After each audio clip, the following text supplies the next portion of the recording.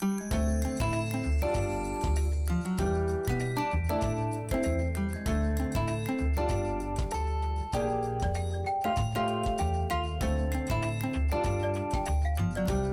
भी आ गया एकदम से, लिटरली उसकी हार्नेस की रोप पकड़ के एकदम ऐसे खींचते, ऐसे करके हो रहा बिल्कुल। हाँ।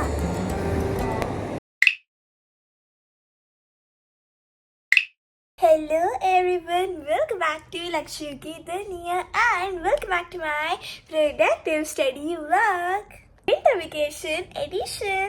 गाइस, जैसे कि आप सबको पता ही होगा कि मेरी विंटर वेकेशन स्टार्ट हो गई है, मतलब बताओ पहले हो गई थी, मतलब चल रही है, मेरी वेकेशन चल रही है ये बोलेंगे।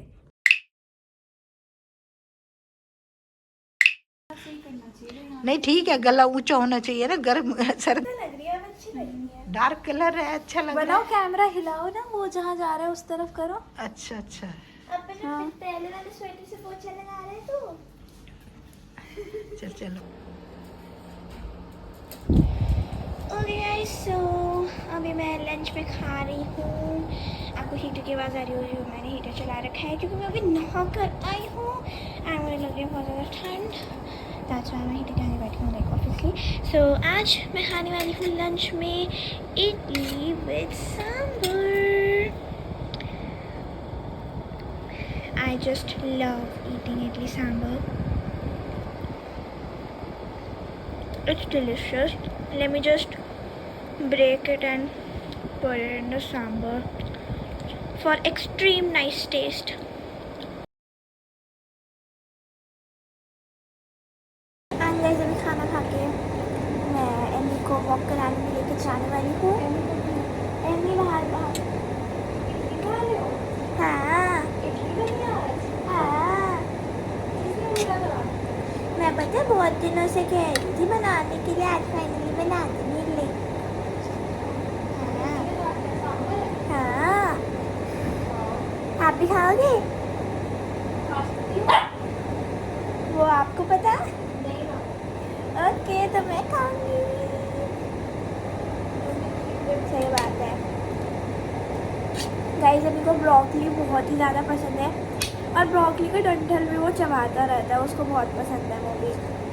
गाइस, इस स्टडी ब्लॉग को आप इवनिंग स्टडी ब्लॉग भी बोल सकते हो, क्योंकि जैसा कि वेकेशन चल रही है तो थोड़ा तो मज़े भी करेंगे ना।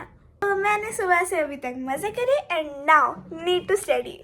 मज़े इन द सेंस, एमी को मैं खेलने लेकर गई एंड उसके अलावा मैंने खाना खाया, बस यही आया मज़े में। है ना गाइस, जैसे ही मैं लंच करने बैठती हूँ मेरे फ्रेंड्स मुझे बुलाने आ जाते हैं कि एमी को लेकर आओ, एमी को लेकर आओ, एंड देन मैं जल्दी से गप गप गप गप करके मैं लंच करती हूँ एंड देन मैं एमी को नीचे लेके जाती हूँ एंड या मतलब जाते ही पूरा आतंक शुरू कर देता है अपना, इतना इधर उधर भागने लग जाता है। ठीक है, 2-3 बार तो मेरे कंधे में लचका भी आ गया एकदम से, लिटरली उसकी हार्नेस की रोप पकड़ के एकदम ऐसे खींचते, ऐसे करके हो रहा बिल्कुल। तो एनीवेज गाइस, अब तो एमी सो रहा होगा क्योंकि वो थक गया है एंड मैं भी थक गई हूँ, बट मैं सो नहीं सकती, मुझे पढ़ाई करनी है। गाइस, अगर आप अभी का टाइम पूछे तो अभी का टाइम हो रहा है 4 o'clock।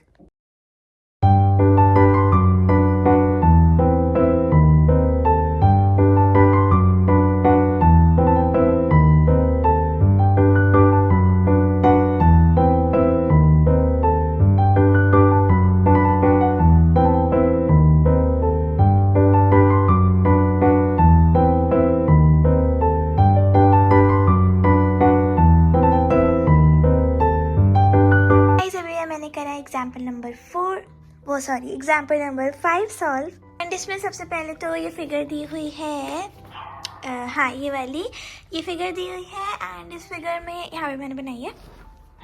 तो इस फिगर में ये एक ग्राउंड है एंड इसके ये एक रोड है और ये एक रोड है, ठीक है। एंड इस पूरे जो रेक्टेंगल है इसकी ये जो ब्रेथ है वो है 60 मीटर एंड जो लेंथ है वो है 90 मीटर एंड जो रोड है उसकी जो ब्रेथ है जो वो है 3 मीटर।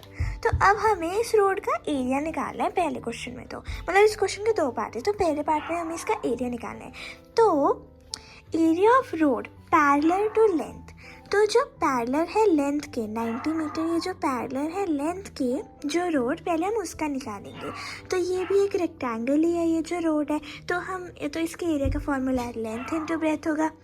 तो इस रोड की ब्रेथ है 3 मीटर और लेंथ है 90 मीटर। तो हमने मल्टीप्लाई करके निकाला 270 मीटर स्क्वायर। मीटर स्क्वायर आता है एरिया में, तो इसलिए हमने मीटर स्क्वायर लिखा है। उसके बाद हम लिखेंगे area of road parallel to breadth. अब हमने इस रोड का एरिया निकाल दिया, अब हमें इस रोड का एरिया निकालना है। तो इसकी जो तो ये है पैरेलल टू ब्रेथ और ये था पैरेलल टू लेंथ।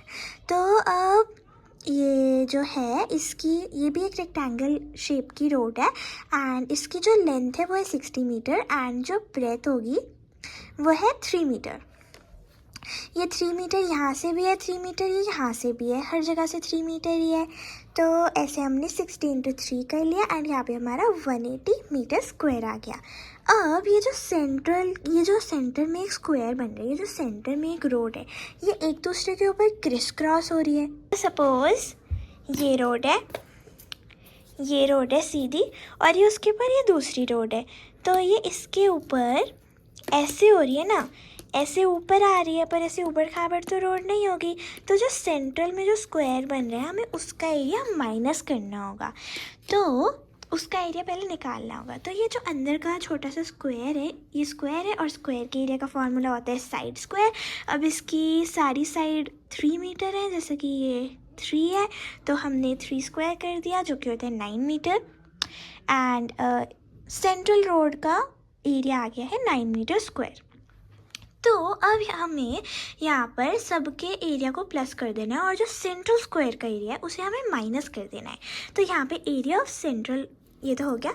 उसके बाद यहाँ पे एरिया ऑफ रोड, अब हमें निकालना है एरिया ऑफ रोड, वो हमने निकाल लिया। अब हमें माइनस प्लस करना है।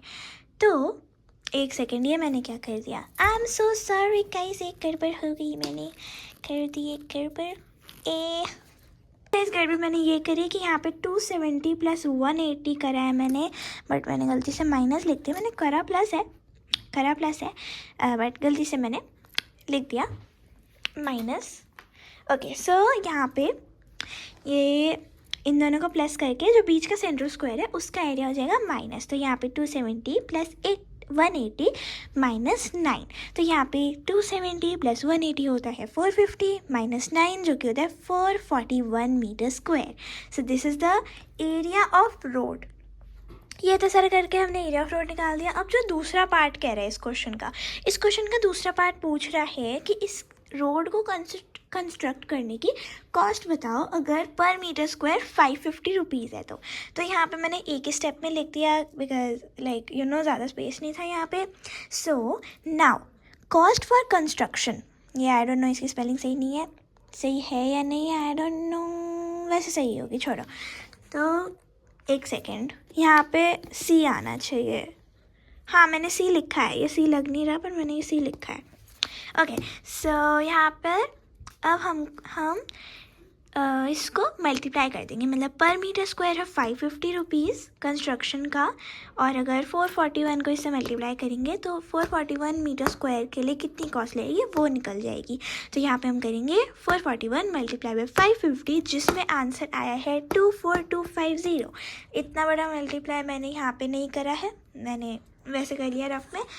And this is the answer. अगर आपको लग रहा है कि ये गलत है तो आप यहाँ देख सकते हैं 24250, 24255, एक सेकेंड, हाँ 550 सही है। तो गाइस अब ये एग्जाम्पल नंबर 6 भी कर लेते हैं।